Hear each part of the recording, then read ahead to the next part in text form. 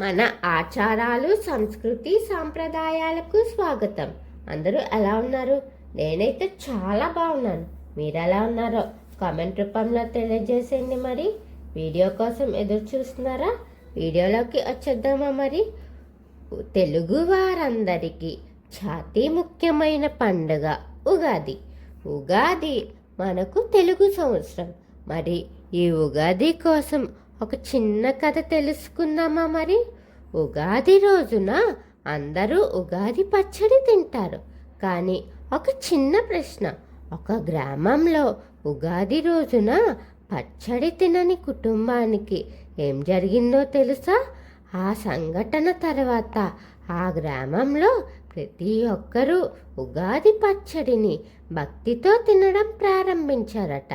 మరి ఆ కథ తెలుసుకుందామా?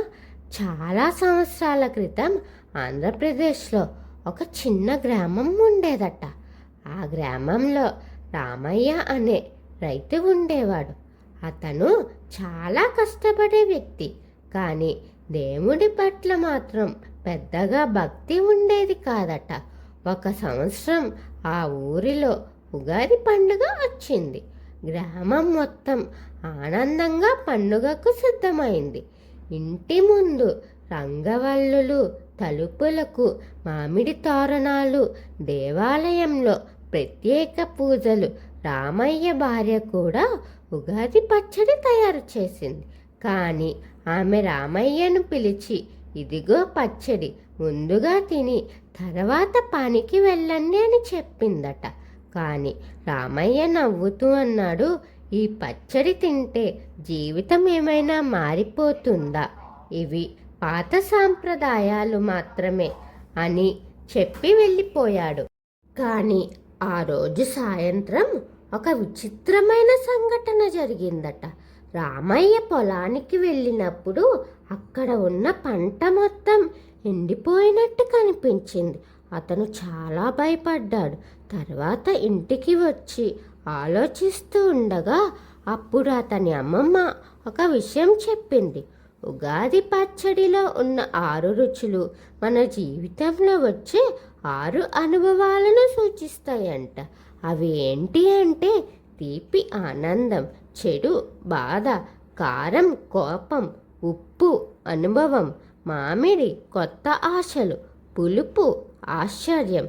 జీవితం ఈ రుచుల్లా ఉంటుంది, అన్నిటినీ మనం స్వీకరించాలి అని ఉగాది పచ్చడి మనకు నేర్పుతుంది అని ఆమె చెప్పిందట. రామయ్య ఆ మాటలు విన్నాడు. ఇప్పుడు రామయ్యకి ఉగాది పచ్చడి తిననందువల్లే ఇలా జరిగింది అనుకుని వెంటనే పచ్చడి తిన్నాడు.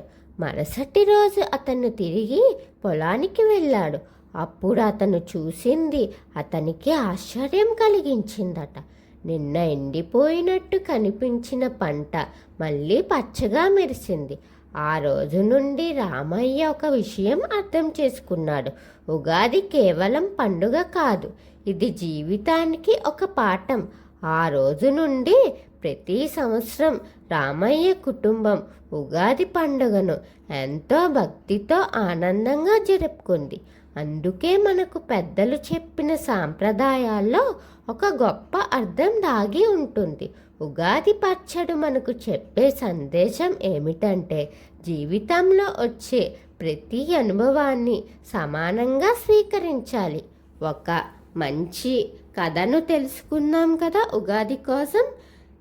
తర్వాత కథ కోసం ఎదురు చూస్తూ ఉండండి.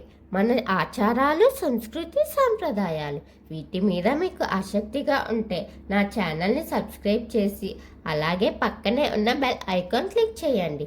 నా వీడియోస్ని మీరు ఆదరించి లైక్, షేర్, కామెంట్ చేయండి. ఓం శ్రీ మాత్రే నమః.